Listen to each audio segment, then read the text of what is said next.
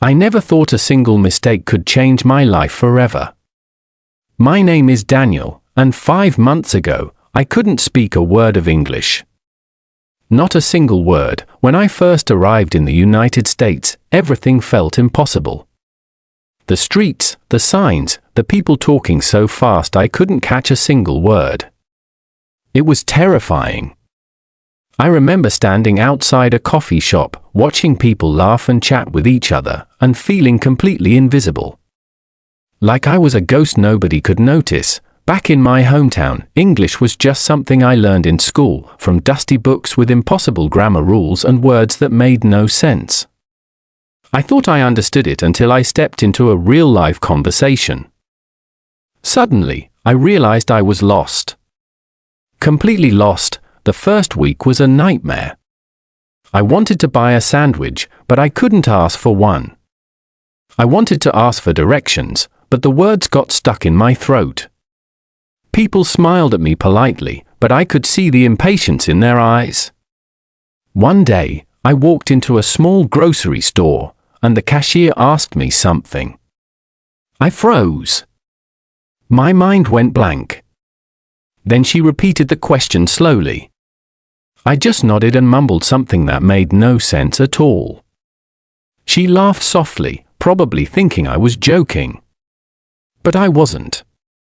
I wanted to disappear. It felt like everyone around me had a secret language that I would never understand. I started to question why I even came here. Maybe I had made a huge mistake. Maybe I wasn't meant to succeed in this country, but then, something unexpected happened.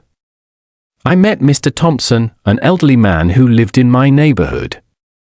He noticed me struggling one afternoon while I was trying to ask for a bus ticket. He didn't laugh. Instead, he smiled warmly and said, "Daniel, everyone struggles at first. But if you really want to learn, you can." His words hit me harder than I expected. I had never heard anyone say something like that with so much kindness. Something inside me shifted. I realized that giving up was not an option. I had to learn English, no matter what it took. The first few days of learning were brutal. I started carrying a small notebook everywhere. I wrote down every word I heard, every sentence I overheard, and tried to repeat it silently. At the bus stop, I whispered words to myself. At the grocery store, I repeated phrases in my mind. Even in the shower, I practiced speaking. My mouth and my brain felt exhausted, but I refused to stop. I remember one evening, sitting alone in my tiny apartment, feeling defeated. I had tried to talk to a neighbor, but I had completely forgotten the words. Tears filled my eyes. I thought I had failed again. But then I remembered Mr. Thompson's words. If you really want to learn, you can. I grabbed my notebook and started speaking out loud, slowly, painfully. Hello. My name is Daniel. I want to buy bread. I repeated it until my voice was hoarse. The next day, something incredible happened. I went to a bakery, nervous as ever. I tried the same sentence. The baker smiled. "You're improving," she said. That small acknowledgement made me feel like I could fly. For the first time, I realized that learning English wasn't just about words. It was about courage. The courage to try, even when you fail, but life wasn't going to make it easy. One day, I got lost in the subway. I couldn't read the signs, couldn't ask anyone for help. Panic started to rise inside me. My hands were shaking, my heart was pounding. I thought I would never find my way home. But then, someone came over. A young man named Chris saw my confusion. He asked if I needed help. I nodded, unable to speak. He didn't care that I couldn't explain myself perfectly. He helped me navigate the subway map, patiently explaining each step. That moment made me realize something important. Language wasn't just about grammar or vocabulary. It was about connection. People were willing to help if you tried, even imperfectly. That lesson became my secret weapon. Every day after that, I challenged myself to speak to someone new, even if it terrified me. There were moments when I wanted to quit. I remember trying to order at a diner, and the waiter completely ignored my words. I felt humiliated. I ran outside, gasping for air, feeling like I had failed the entire journey. But then, something inside me snapped. I couldn't let fear control me anymore.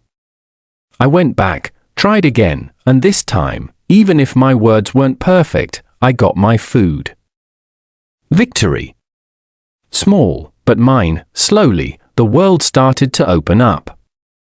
I could understand movies, signs, even conversations on the bus. Every day was a little easier, a little brighter.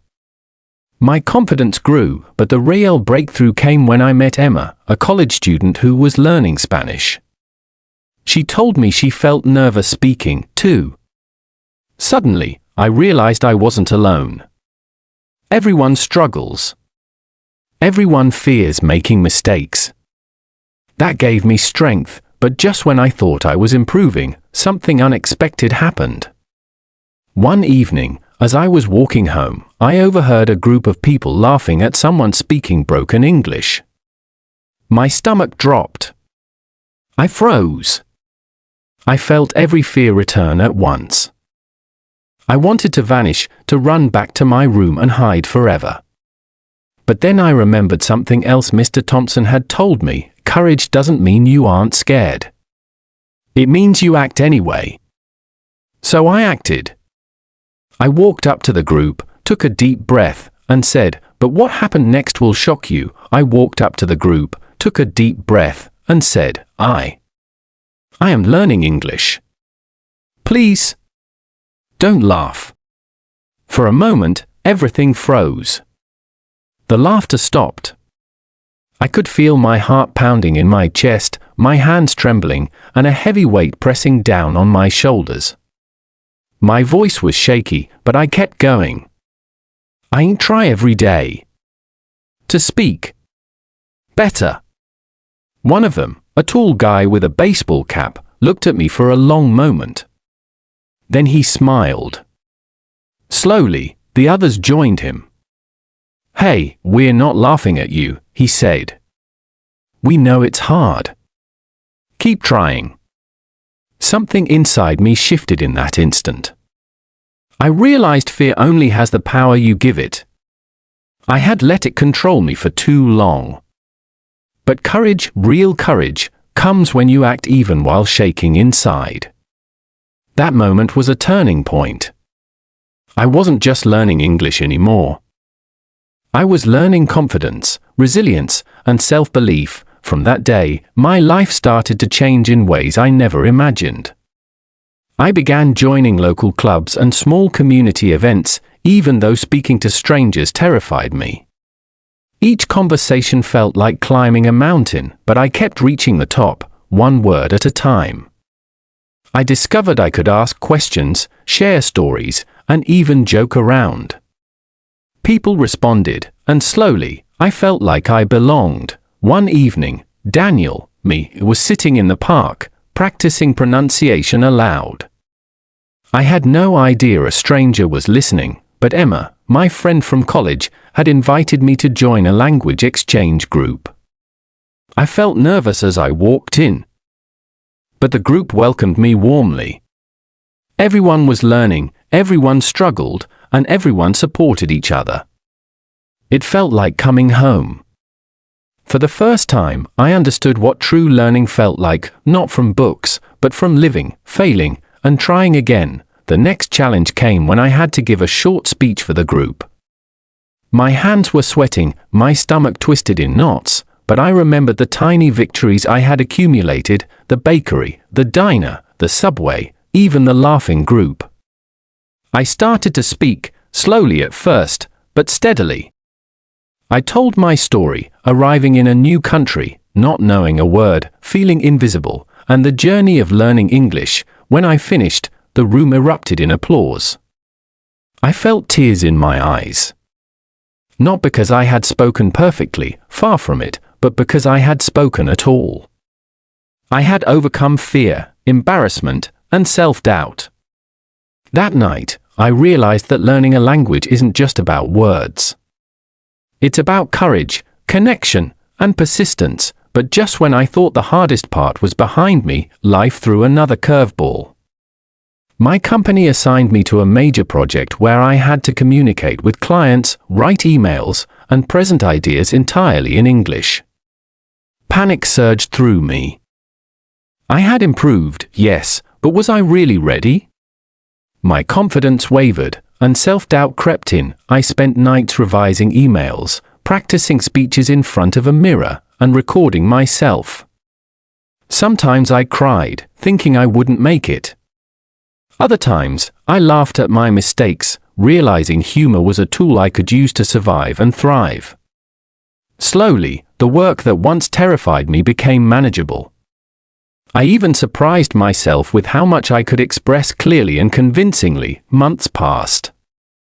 Each day, my English became smoother, my conversations richer. I started reading books for fun, watching movies without subtitles, and even writing my own stories. Daniel, the boy who had felt invisible, was now talking, laughing, and connecting with people all around him. Then came the final test. My manager asked me to lead a meeting with international clients. My knees shook, my voice quivered, but I stepped into that room. As I spoke, explaining ideas and answering questions, I noticed the clients nodding, smiling, and even laughing at the right moments. I realized, in that moment, that I had truly arrived. Not because I spoke perfectly, but because I had persisted. Because I had faced fear head-on. Because I had dared to act even when everything inside me screamed, "You can't do this."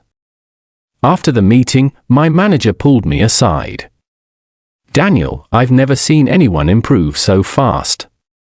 You didn't just learn English, you transformed yourself." I smiled, feeling proud, grateful, and a little emotional. That moment became a memory I will carry forever. Learning English in 5 months was not easy. There were tears, fears, embarrassing mistakes, and moments when I wanted to quit. But every challenge taught me something bigger: courage, resilience, and the power of persistence. I realized that language is more than words, it's connection, it's confidence, and it's a bridge to the world. And here's the twist. All this time, I thought I had learned English to survive in a new country. But what I didn't realize was that learning it had changed me far more than the language ever could. I became braver, more patient, and more open to life itself. The journey of English was, in fact, the journey of discovering Daniel. If this story surprised you, give this video a like and share your thoughts in the comments. I'd love to hear about your own struggles and victories. I share stories like this every day. Subscribe so you don't miss the next one. Remember, it's never too late to start, and it's never too hard to keep trying.